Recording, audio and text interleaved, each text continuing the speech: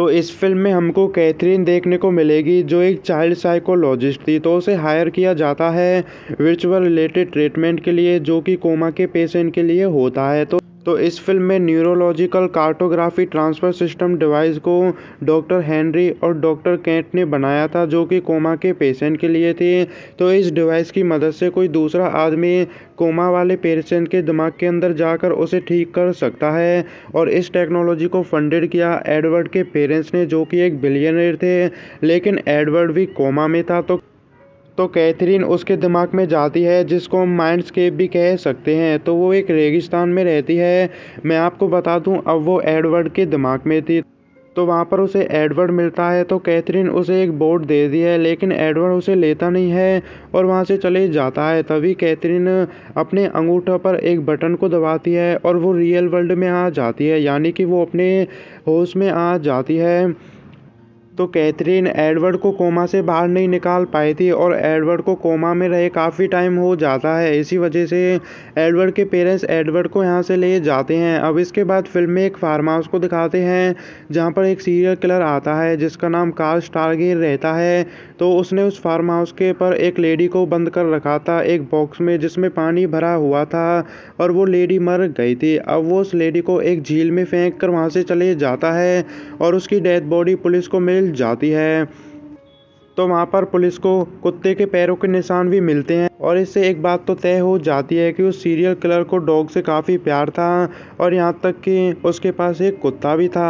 अब इसके बाद जूलिया को दिखाते हैं जो अपनी कार पर जा रही होती है। तो जैसे ही वो कार में बैठती है उसकी कार से एक डॉग का एक्सीडेंट हो जाता है, लेकिन ये सच नहीं था, ये बस एक नाटक था। तो जूलिया जैसी कार से बाहर निकलती है वहाँ पर वो कार ला जाता है और जूलिया को किडनैप कर लेता है। अब इसके बाद उन ऑफिसर्स को दिखाते हैं जिनकी मीटिंग रहती है। तो उनको 6 दिन का टाइम मिलता है उस किलर को ढूंढने का, क्योंकि उसने अब जूलिया को भी पकड़ लिया था।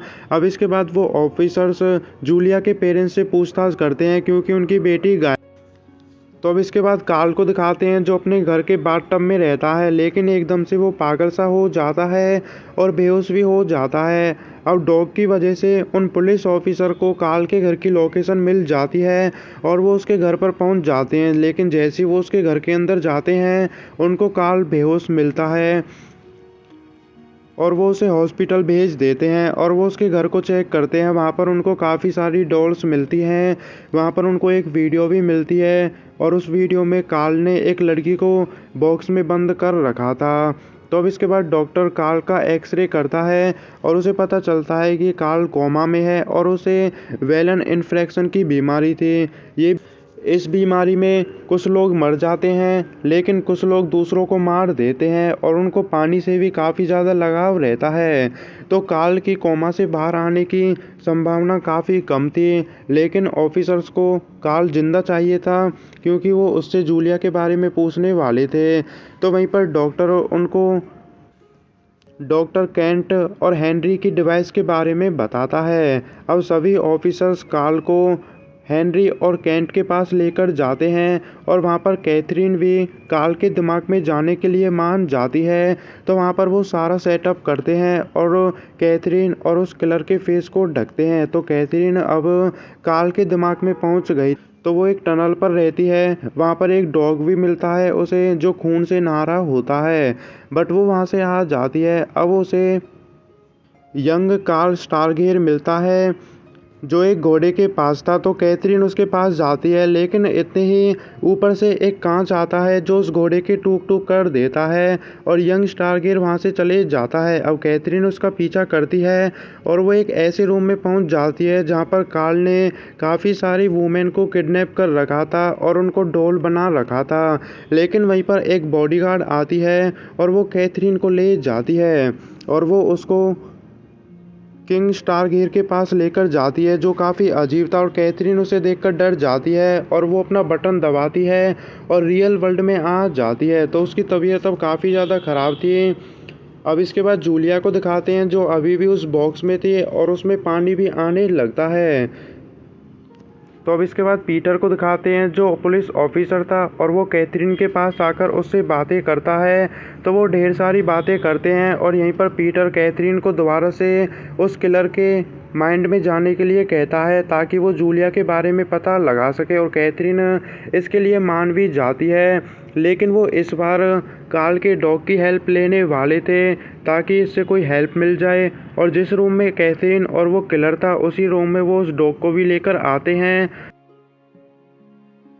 अब कैथरीन दोबारा से कार्ल स्टारगेर के माइंड में जाती है, लेकिन अचानक से अब वो एक बॉक्स में बंद हो गई थी, तो वो बॉक्स से बाहर आती है और वो एक किचन में जाती है। वहाँ पर उसे यंग स्टारगेर मिलता है जो बर्तनों को सफ़ा कर रहा था। लेकिन इतनी वहाँ पर यंग स्टारगेर का डैड आ जाता है और वो कैथरीन को क्लोजेट में छुपा देता है।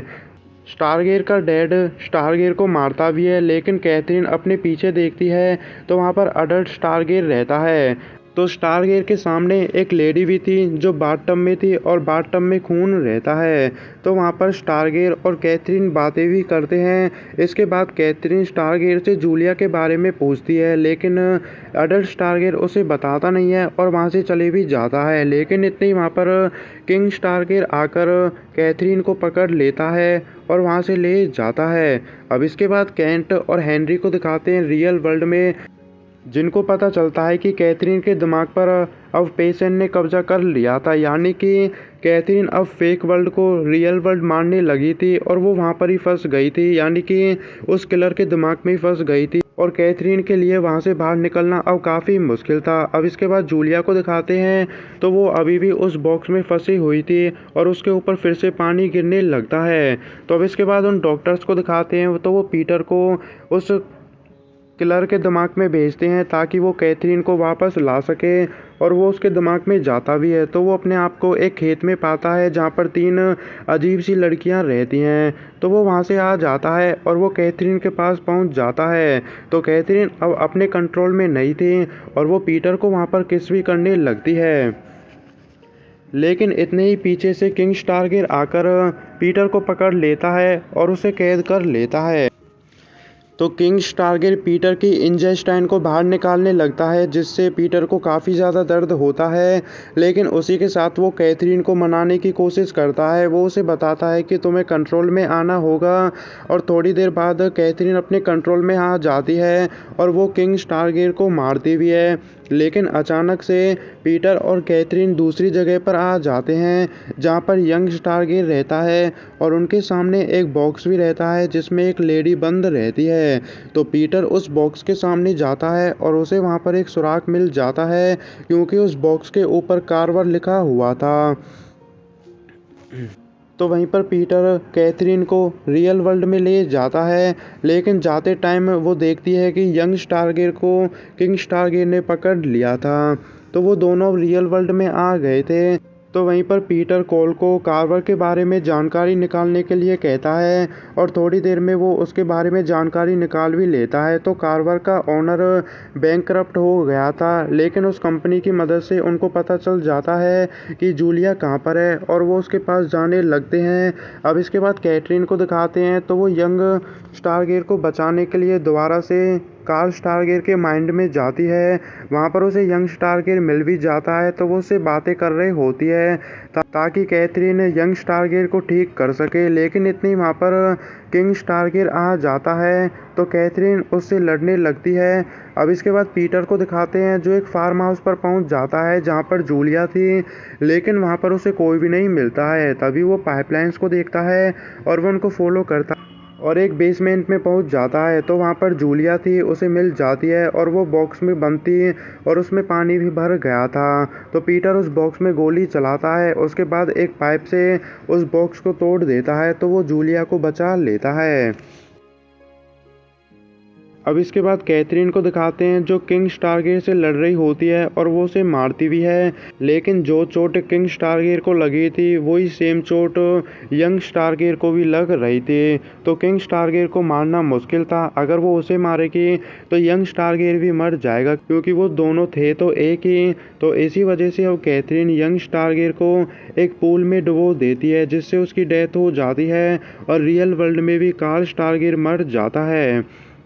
अब कैथरीन अपनी रियल वर्ल्ड में वापस आती है और वो काफ़ी ज़्यादा सैड भी रहती है। अब इसके बाद वो कार्ल स्टार्गे के घर पर जाती है जहाँ पर FBI वाले भी रहते हैं, यानी कि पीटर भी। और पीटर कैथरीन के पास जाता है और वहाँ पर वो बातें भी करते हैं और एक दूसरे को थैंक्स भी बोलते हैं, क्योंकि उन दोनों ने एक दूसरे की हेल्प भी की थी। तो कैथरीन वहाँ से चले जाती है। अब कैथरीन को एडवर्ड का इलाज करने का अप्रूवल भी मिल जाता है और फिल्म के एंड में कैथरीन एडवर्ड के दिमाग में रहती है और कैथरीन और एडवर्ड एक दूसरे के पास आते हैं, यानी कि कैथरीन अब एडवर्ड को भी ठीक करने वाली थी और यहीं पर फिल्म ख़त्म हो जाती है।